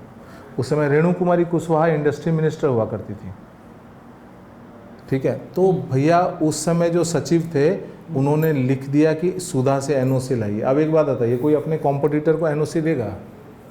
आप भी दूध बना रहे हैं, मैं भी दूध बना रहा हूँ, आप मुझे NOC दे दोगे? आपके बगल में मेरे को दुकान खोलने के लिए बोले, उस दुकानदार से NOC लेके आप दोगे NOC आप मुझको? एक एप्लीकेशन नहीं हुआ। बाद में जब राधा मोहन सिंह जी बने तब से प्राइवेट डेयरी बिहार में आना शुरू हुआ। मदर डेयरी आया, उसके बाद सब प्राइवेट डेयरी आना शुरू हुआ। तो भैया ये तो हालात हैं, तो आप किसको बोल रहे हो रोज़गार, किसको बोल रहे हो? हाँ, जाति जनगणना होगी, जाति पे बात होगी, जाति पे लोगों को बांटा जाएगा, और ये एक बहुत बड़े षड्यंत्र का हिस्सा है, वो भी मैं आपको बता दे रहा हूँ। अभी चुनाव होने हैं और जाति की बहुत सारी रैलियां, हर जाति की रैलियां हो रही है और जाति की बात की जा रही है। केंद्र सरकार ने भी जाति गणना कराने की बात कह दी है। तो जाति को लेकर के क्या सोचते हैं आप संजीव जी? देखिए, सबसे पहली बात यह है कि जो सेकेंड जनरेशन, थर्ड जनरेशन फौजी होता है ना, जिसका बचपन से पैदा हुआ कैंटोनमेंट में, बाप फौज में था, दादा फौज में था, उन लोगों को 2 चीज़ नहीं समझ आती है। एक तो जेंडर इक्वालिटी और दूसरा होता है जाति। ये हम लोग को नहीं समझ में आएगा, क्योंकि जेंडर इक्वालिटी में सारे हम ही पीछे रहते हैं फीमेल हमेशा हमारे बॉस रहते हैं। आप वहाँ तो हम लोग को माने जेंडर इक्वालिटी की बात होती है, हम लोग कंफ्यूज रहते हैं, यार जेंडर इनइक्वालिटी कहाँ है, पहले वो तो समझाओ। तो इस मामले में हम लोग बैकवर्ड हैं in comparison to other privilege people जो शुरू से सिविल लाइफ में रहे। दूसरा जाति, हम लोगों को पता ही नहीं चलता जाति कौन सा है, हमको पता ही नहीं भैया। अगर आज के दिन में मान लें तो एक बात बताइए, चले जाति पे चर्चा करते हैं। बिहार का सबसे बड़ा फौजी किस जाति से हो सकता है? बिहार का, हम बिहार की बात करें जाति के, बिहार का सबसे बड़ा फौजी किस जाति का था जो वर्ल्ड वॉर 2 से कोई लड़ाई ही नहीं हारा और इतना जुझारू था? आज भी हमारे एक्स सर्विसमैन बहुत जुझारू हैं, जिससे तिससे लड़ जाते हैं। जो इंदिरा गांधी से लड़ गया था, किस जाति का हो सकता है बताइए? Lieutenant general SK Sinha. अब मैं जाति नहीं बोलूँगा, जाति आप खोज लेना, क्योंकि उनका अपमान हो जाएगा जाति बोलना। दूसरा, फौज में 4 सबसे खूंखार chief of the army staff बनिया जाति के थे, माने बनिया कुल में उत्पन्न क्षत्रिय थे। एक्चुअल में जाति, हमारा हिंदुस्तानी सिस्टम ऑफ जाति और जो अंग्रेज हमारे ऊपर थोप के गए हैं, दोनों में फ़र्क है, दोनों में बहुत फ़र्क है। अंग्रेज जो हमारे को ज़बरदस्ती जाति पढ़ा के गए, that is caste, that is not जाति। जाति एक समान कार्य समूह को बोला जाता है। तो वो चलिए, अब क्या है कि भाजपा को भी सत्ता में आना है, ये एक इमोशनल इशू है, सभी लोग जाति पे एग्री कर गए हैं। अब मेरे को ये सवाल है, मेरा जाति जनगणना पे एक सवाल है। मान लीजिए जाति जनगणना हो गई और ये मैं बोल रहा हूँ कि $55.10 बिलियन का मांस का व्यापार है, मटन चिकन का व्यापार 55.13 बिलियन US का है, मतलब 44 अरब से ऊपर का फिगर हो गया।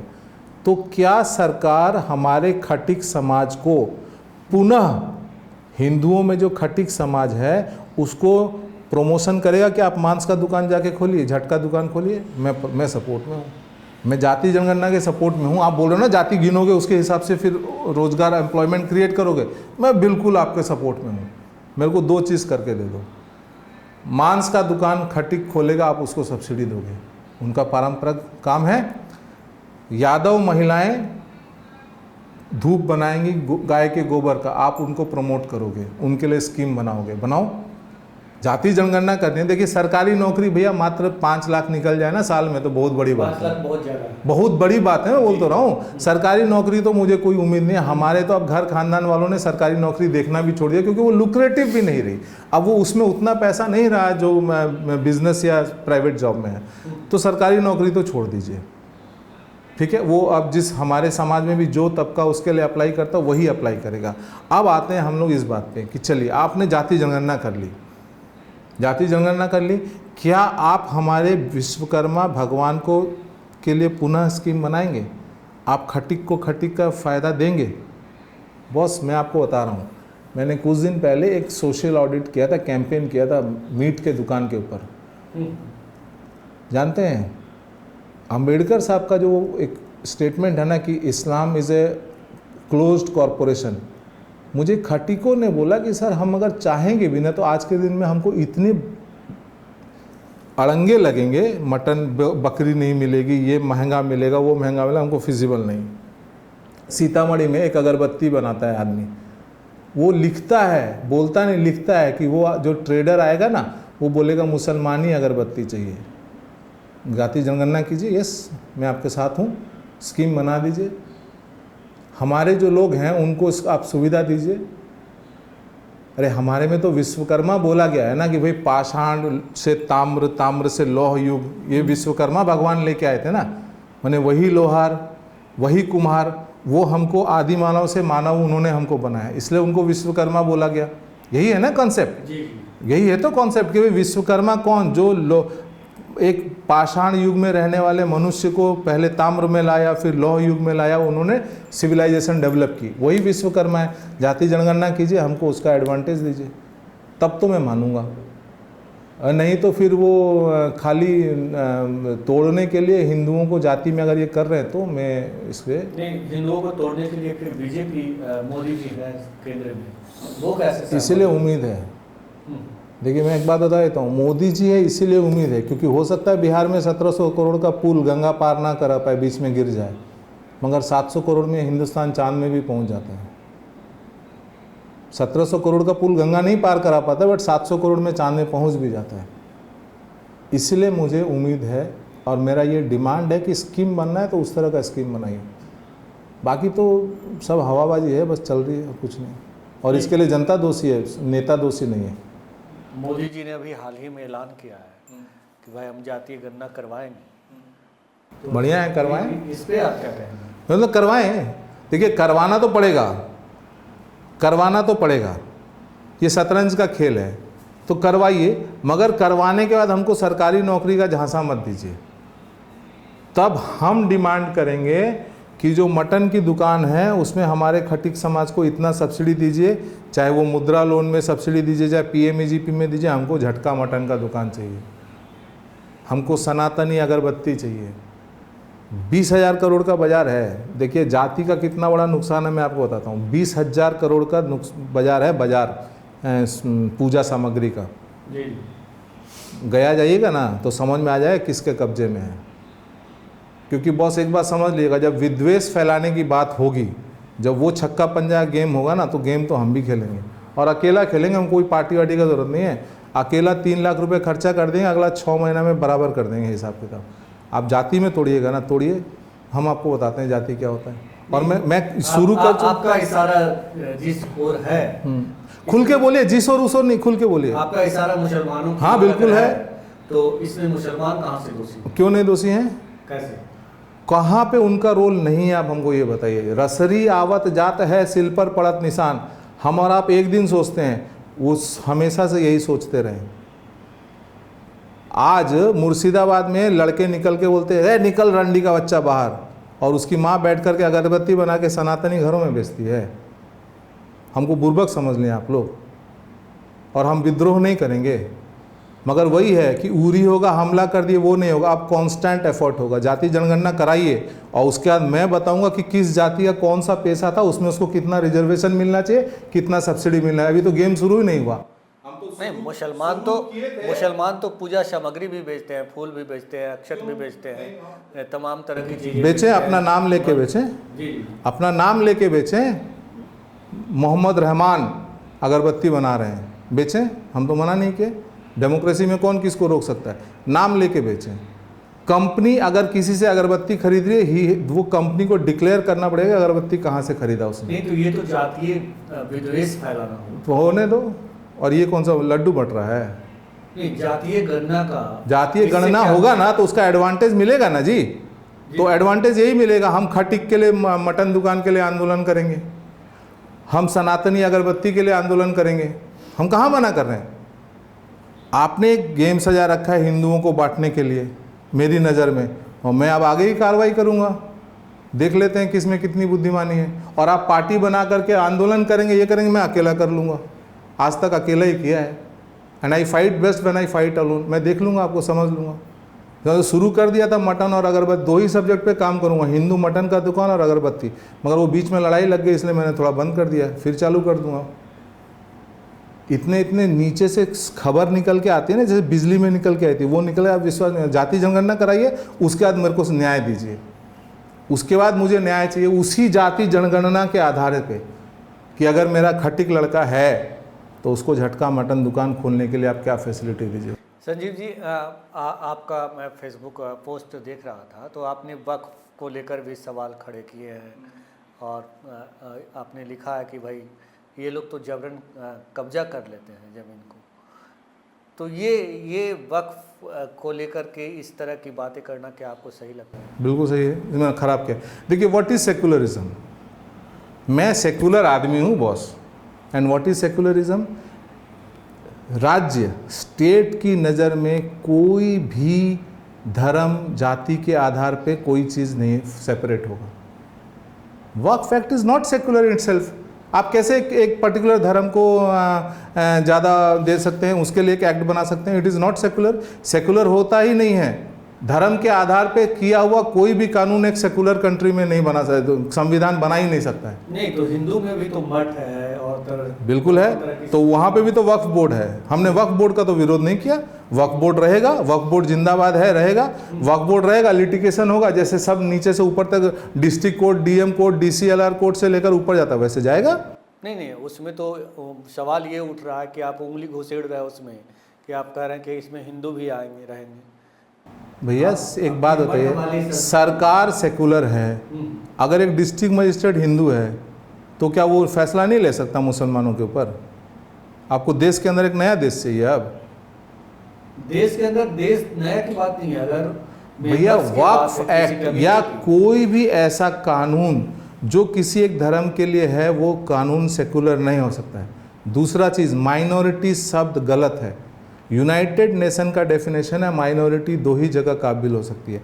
अगर आप शासक रह चुके हैं तो यूनाइटेड नेशन बोलता है कि आप माइनॉरिटी नहीं हैं। अगर आप शासक रह चुके हैं किसी देश का तो आप माइनॉरिटी नहीं हैं। दूसरा, minority word is allowed only in A theocratic state, not in a secular state. India is a secular state. आप यहाँ पे माइनॉरिटी भी शब्द का इस्तेमाल नहीं कर सकते। मैं तो चलिए और आगे एक बात बोल रहा हूँ, you cannot use the word minority. We are not a theocratic state, we are a secular country. और यूनाइटेड नेशन के हिसाब से भी नहीं कर सकते, because you had ruled this country. आप खुद बोलते हैं तो हो गया काम खत्म। बताइए। अच्छा, आप मान लीजिए, एक चलिए इमेजिन कीजिए, आज वक्फ एक्ट है, कल के दिन में अगर सनातन बोर्ड बन गया तो ठीक है, तब आप चिल्लाने लगेंगे क्योंकि वो आपको समझ में नहीं। आप मांग करते हैं सनातन बोर्ड? पहले सुन लीजिए, सनातन बोर्ड है क्या? सनातन बोर्ड बनेगा मतलब मंदिर का पैसा सनातन बोर्ड खर्चा करेगा, जैसे वक्फ बोर्ड करता है।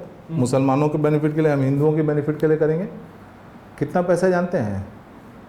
अडानी से लेकर के मंगतू राम, किसी का बच्चे को फीस नहीं देना पड़ेगा स्कूल में। अगर सिर्फ सारे मंदिरों का पैसा आपने एजुकेशन, हेल्थ और एजुकेशन पे, हेल्थ पे खर्चा कर दिया, फूड पे खर्चा कर दिया, हिंदुस्तान का एक विद्यार्थी फीस नहीं देगा स्कूल का। पैसा जानते हैं कितना है? टॉप 10 मंदिर काउंट कर लेंगे तो हर जिला में 4 गो मेडिकल कॉलेज खोलने की क्षमता है। ठीक है, तब आप संभाल लीजिएगा, तब आप लगेगा छाती पीटने क्योंकि उसके बाद जो घर वापसी होगी कोई नहीं रोक पाएगा। अरे यहाँ 20 केजी चावल के लिए धर्म परिवर्तन होता है। आप आज सनातन बोर्ड बना के फ्री कर दीजिए, फिर देखिए मज़ा। तब आप बोलेंगे नहीं नहीं नहीं नहीं, ये तो गलत हो गया, गलत हो गया, गलत हो गया। गलत क्यों हो गया, क्यों नहीं करते हैं? होगा, पैसे पे कुंडली मार के बैठे इसीलिए पैसे पे सरकार कुंडली मार के बैठी है। इसीलिए मुझे जो लगता अभी है, तो देखिए सर मुझे जो लगता है वक्फ एक्ट अबॉलिश नहीं किया गया, उसका कारण भी यही था। वक्फ बाय यूज़र जैसी एट्रॉसिटीज़ जो थी उनको ख़त्म कर दिया गया और वक्फ एक्ट को अबॉलिश नहीं किया। अब हिंदू एंडोमेंट एक्ट बन जाएगा या हिंदू सनातन बोर्ड एक्ट बन जाएगा और उनको ऑथराइज कर दिया गया, भैया आप कर सकते हैं अपना काम, हम पैसा आपका हाथ नहीं लगाएंगे, संभाल लीजिएगा ना, बहुत मज़ा आएगा। इसलिए मैंने बोला कि ये जो गंदी राजनीति का खेल है इसका जवाब है और जवाब हम ही लोग लेकिन देंगे। संजीव जी, एक बड़ा सवाल ये है कि जिस मुस्लिम की बात कर रहे हैं वो भी तो इसी देश के नागरिक हैं, तो इस तरह का पंजाब में आतंकवाद भैया वो सब छोड़ दीजिए, वो सब कहानीबाजी हो गया। आप सब, मैं वो सब कहानी, पंजाब में आतंकवाद खत्म हो गया, कश्मीर में क्यों नहीं हुआ? पहले ये 2 सवाल दीजिए, फिर तीसरा सवाल बताता हूँ। पंजाब एक होमोजीनियस सोसाइटी थी, मोना पंजाबी भी था, सरदार भी था, खत्री भी था, हिंदू भी था, दलित भी था, सब थे। कश्मीर को पहले इन्होंने हेट्रोजीनियस बनाया, हिंदुओं को वहाँ से येन तेन प्रकार ने भगाया। जब हेट्रोजीनियस सोसाइटी हो गई तब वहाँ आतंकवाद आप ख़त्म नहीं कर पा रहे हैं। ईरान में हेट्रोजीनियस सोसाइटी है बोल के वो लोग धर्म छोड़ चुके हैं 70%, फिर भी डिक्लेयर नहीं कर पा रहे हैं। मुर्शिदाबाद क्या था, आपने हेट्रोजीनियस बनाया, ठीक है ना। पहले नक्सल आंदोलन हुआ, नक्सल आंदोलन में गांव के जो जितने अग्रज और पढ़े लिखे लोग थे सब वहाँ से भाग गए। 30 साल में आपने जातियों में बांटा, तोड़ा, सब कुछ किया। आज आपने वहाँ पे सारा कांड कर दिया। मुझे नहीं समझ में आ रहा है, आपको नहीं आ रहा मत आए, मेरे को आ रहा है, मैं बोलूँगा और खुल के बोलूँगा, ये गलत हो रहा है। ये जो उम्मा की प्रैक्टिस है कि पहले आप ज़मीन और फिर जन को कब्जा कीजिए, ये हो रहा है, ये गलत हो रहा है। और ये रुकेगा तभी जब हमारा पसमानदा मुसलमान जागेगा। आज एक तुर्क, मैं उड़ीसा में हूँ, हिंदुस्तान का हिस्सा है तो भी बिहारी कहलाता हूँ ना, और बिहारी हूँ, फिर भी गांव में इंटीग्रेट करके रहता हूँ क्योंकि धर्म है, हम सब एक धर्म के हैं, है ना। संभल का सांसद कौन सा एथनिसिटी से है, हिंदुस्तानी है क्या वो? तुर्क है ना, इज़ नॉट एन इंडियन। आज इंडियन हो गया है bye naturalisation, not by birth. तुर्क है ना। मुर्शिदाबाद में तुर्कों ने 500-500 रुपये बांटे थे ना दंगा करने के लिए, न्यूज़ में आया था। सब कुछ देख लो फिर बोला नहीं जी उधर, क्या बात कर रहे हैं? कितना दिन तक ये जो है। और हाँ, इसका सॉल्यूशन भी पसमानदा मुसलमान के पास नहीं है, ये भी मैं आपको बता देता हूँ। आज तुर्क क्यों सांसद है हमारा, पसमानदा मुसलमान क्यों वहाँ सांसद नहीं है? आप मुझे बताइए। तो चक्कर ये, आप जो आप लोग सोचते हैं कि ये वो भी, मैं कब मना कर, देश के बिल्कुल नागरिक हैं। बिहार की बात करते हैं, आज चारों तरफ से भगाया जा रहा है इनको, रोहिंग्या और बांग्लादेशियों को भगाया जा रहा है ना। कहाँ? बिहार में आ रहे हैं। चले ये हसपुरा, औरंगाबाद, ज़्यादा दूर की बात नहीं कर रहा हूँ, डेमोग्राफी चेंज देखिएगा। सीमांचल से मिथिलांचल चले, डेमोग्राफी चेंज देखिएगा। कौन है बांग्लादेशी, कौन है रोहिंग्या? रोहिंग्याओं का देखिए, अब क्या होता है कि आजकल कुछ किसी मीडिया चैनल को कोट किया, अरे ये तो गोदी मीडिया है, अरे वो कौन है? अच्छा, चतुर्वेदी जी हैं, मिश्रा जी हैं, वो पत्रकार है ना। इस तरह से बात होती है, नेताओं में होती है ना। मैं मोमिन चैनल बोलता हूँ, 2-3 चैनलों को, अल जज़ीरा, BBC। मैं आपको BBC और मोमिन चैनल, अल जज़ीरा का रिपोर्ट दे दूँगा जो दिखाता है कि इन रोहिंग्याओं ने हिंदू SC ST को मार मार के मास ग्रेव बनाए वहाँ पे म्यांमार में। उसके बाद वहाँ पे म्यांमार, बर्मा के लोगों ने मार के भगाया सालों को। 8 तरह के मुसलमान हैं वहाँ पे, एक ही को क्यों मारा, बाकी 7 को क्यों नहीं मारा? म्यांमार में 8 तरह के मुसलमान हैं, एक ही को क्यों मारा, 7 मुसलमानों को क्यों छोड़ दिया? वो उन्होंने वहाँ हिंदुओं को मार मार के मास ग्रेव बनाया। बांग्लादेश में इन्होंने किया। और यहाँ पे जब वही आता है तो हमारा पड़ोसी मुसलमान उसके NRC के खिलाफ में उतर जाता है, और आप मुझे ज्ञान देने आए हैं, क्या बात कर रहे हैं भैया? थोड़ा सोच समझ के बोलिए। एनआरसी के खिलाफ में मेरा घर के बगल वाला मुसलमान जाके शाहीन बाग टाइप का पटना में बना रहा था और आप मुझे बोल रहे हैं कि वो सब एक हैं। कैसे मान लूँ एक है? उसको नहीं दिख रहा कि इन्होंने वहाँ पे क्या किया बांग्लादेश में और म्यांमार में हिंदुओं के साथ? आप बताइए, आप मेरे सवाल का जवाब दे दीजिए। ये बताएं कि अभी बिहार में चुनाव होने हैं और बिहार में पिछले 30 सालों से करीब करीब ये चलते आ रहा है कि जंगल राज जंगल राज जंगल राज। तो क्या बिहार में लालू यादव का शासनकाल सचमुच जंगल राज का काल था? क्या महिलाएं घर से बाहर नहीं निकल पाती थीं? देखिए, मिथ और फैक्ट फ़र्क है। जंगल राज लालू जी के टाइम पे था, तो आज नहीं है, आज भी है। नीतीश कुमार की 2 कंस्टिट्यूएंसी है, मैं आपको बता देता हूँ, जहाँ जंगल राज के लिए थोड़ा स्कोप कम है। एक है महिला। नीतीश कुमार को सब बोलते हैं ना कि कुर्मी उनका वोट बैंक है, नहीं, उनका सबसे बड़ा वोट बैंक है महिला, और दूसरा उनका वोट बैंक है वो है शराबबंदी के लाभार्थी। ये उनके सबसे बड़े वोट बैंक है, उनकी कंस्टिट्यूएंसी है जो उन्होंने खुद क्रिएट की है, नीतीश बाबू ने अपने दम पे क्रिएट की है। महिलाओं के खिलाफ क्राइम बहुत घटा है, नीतीश जी को सलाम है, उनको क्रेडिट दिया जाएगा। महिलाओं के खिलाफ सब बहुत ज़्यादा क्राइम घटा है, मगर शराबबंदी का नुकसान भी हुआ है, फ़ायदे भी हैं, दोनों चीज़ें हैं। उसी तरीके से अगर आप ये देखेंगे, देखिए आप पत्रकार हैं, मैं आप ही के माध्यम से सभी पत्रकार लोगों को एक बात बोलता हूँ, सुशासन आपको जांचना है। सुशासन के 8 पैरामीटर्स होते हैं यूनाइटेड नेशन के हिसाब से। सबसे पहला है पुलिस एडमिनिस्ट्रेशन। एक काम कीजिए, 4 संडे को ना किसी भी थाना के सामने कैंप लगा लीजिए, पुलिस वाले से मत बात कीजिए, जनता से 4 सवाल पूछिए, 90 दिन में कितने एफआईआर आपके डिस्पोज होते हैं, एफआईआर लिखवाने में आपको कितनी सुविधा है या बहुत जिल्लत, बहुत जद्दोजहद करना पड़ता है। तीसरा, कभी पुलिस आपके घर में रेड करने आई तो क्या प्रॉपर डॉक्यूमेंट के साथ है, जब वो निकली है तो उसने सीजर या नो सीजर या 0 सीजर लिस्ट दिया है कि नहीं दिया है। ये 3 चीज़ पूछ लीजिए, आपको सुशासन समझ में आ जाएगा। किसी भी बीडीओ के ऑफिस के सामने, सीओ के ऑफिस में सामने 4 सोमवार, 4 मंगलवार, कोई भी महीना में 4 दिन खाली खड़ा हो जाइए, कहीं इंटरव्यू पब्लिक ओपिनियन लीजिए, आपको हकीकत सामने आ जाएगा। गांव में चले जाइए, जितने सरकारी स्कीम्स हैं इसके बारे में लाभार्थियों से बात कीजिए, आपको सुशासन समझ में वो तो ठीक है, मैं ये कह रहा हूँ कि लालू यादव के शासनकाल में महिलाएं घर से बाहर निकलती थी। करेक्ट। क्या करें? वो नहीं, बहुत असुरक्षित थी लालू यादव की सरकार में, महिलाएं बहुत असुरक्षित थी। लालू यादव जी के सरकार में महिलाएं बहुत असुरक्षित थी। नीतीश जी की सरकार में कंपैरेटिवली बहुत ज़्यादा सुरक्षित हैं, क्योंकि वो उनका वोट बैंक। लेकिन जो डाटा है वो तो दिखाता है कि क्राइम का रेट अभी ज़्यादा है। भैया, क्राइम का रेट क्या होता है? आज के दिन में कोई एसपी सोच लेगा ना कि मैं अपने ज़िला को 0 क्राइम कर दूँ, कल से एफआईआर ही नहीं लिखा जाएगा, हो जाएगा 0 क्राइम। बात समझ गए? क्राइम डेटा तो आप थाना से कलेक्ट करोगे ना।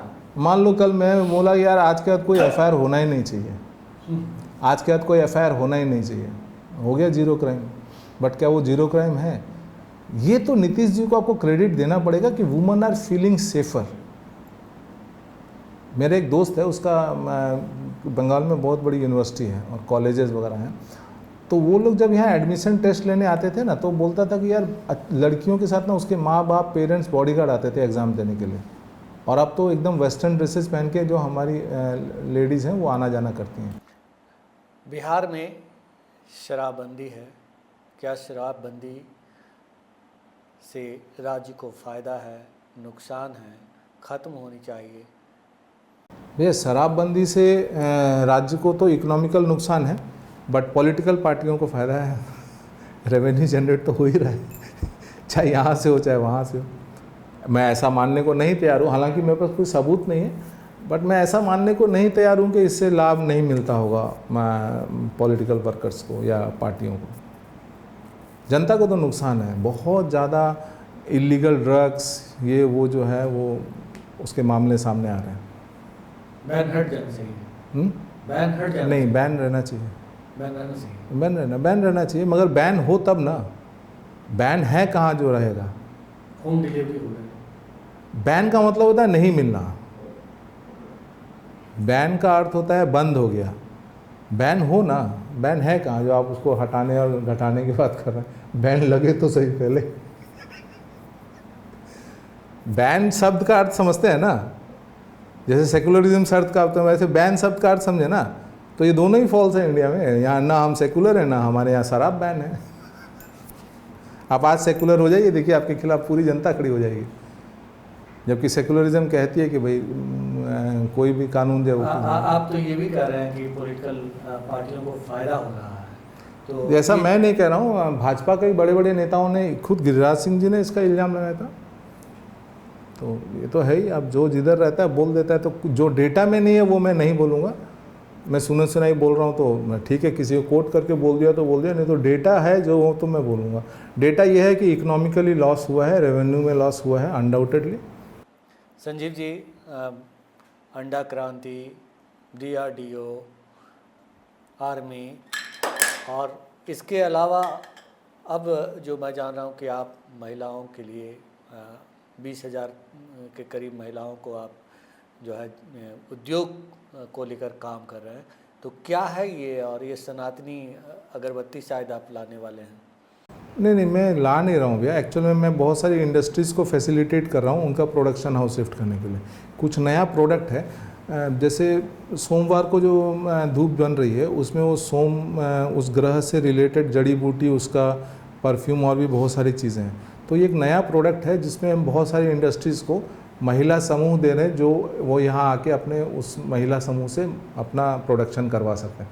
एक्चुअल में जैसे ये एक स्टार्टअप है, इसके पहले भी मेरा साइबर सिक्योरिटी में स्टार्टअप है, मेटावर्स में स्टार्टअप है, और तो मैं बहुत सारा स्टार्टअप इवेंट में भी था। तो ये एक स्टार्टअप है जिसमें कलकत्ता के 2 लोग हैं, मेरे पुराने एक्स बैंकर्स, मेरे फ्रेंड, और मैं हूँ। तो ये एक तरह का स्टार्टअप है जिसमें हम 20,000 महिलाओं का समूह बना रहे हैं, और वो बहुत 6-7 इंडस्ट्रीज़ के लिए हम लोग प्रोडक्शन सेंटर उनको दे रहे हैं जी, क्योंकि मेरा ये मानना है कि जब ग्रहों के हिसाब से जो है, हाँ, और भी बहुत कुछ प्रोडक्ट है इसके अंदर जो बहुत सारे एस्ट्रोलॉजर्स के से मिलकर डेवलप किए। जी जी। संजीव जी, आपसे आखिरी सवाल। आप समाज सेवक हैं, राजनीति से जुड़े हुए हैं, बड़े बड़े नेताओं को जानते हैं, मीडिया के बड़े बड़े लोगों को जानते हैं, तमाम क्षेत्रों में अपना योगदान देते हैं। आखिर बिहार की राजनीति से आप दूर क्यों हैं? मैं कायस्थ हूँ, मैं सब कुछ हूँ, बहुत अच्छा हूँ। जैसे ही चुनाव में जाऊँगा ना, मैं कायस्थ हो जाऊँगा। और मेरी जनसंख्या है नहीं।